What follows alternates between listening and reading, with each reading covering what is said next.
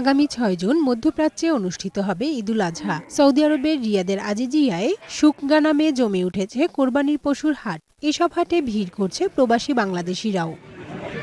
বাংলাদেশি ব্যবসায়ী তৌকিরের পরিচালিত তাসবি এগ্রো ফার্মেও প্রস্তুত করা হয়েছে কোরবানির পশু। ক্রেতাদের কথা মাথায় রেখে স্থানীয় পশুর পাশাপাশি ব্রাজিলিয়ান, কলম্বিয়ান, অস্ট্রেলিয়ান গরু আমদানি করা হয়েছে সেখানে। কোরবানি হাটে খামারিরা প্রবাসীদের সুবিধার্থে দিচ্ছেন বিভিন্ন সুযোগ সুবিধা। স্থানীয় এবং অন্যান্য দেশের নাগরিকদের পাশাপাশি ভিড় করছেন প্রবাসী বাংলাদেশিরাও। আজকে এখানে আমরা গরু দেখতে এসেছি, সঙ্গে করে ছেলে মেয়ে প্রতিবেশী সবাইকে নিয়ে দেখতে এসেছি।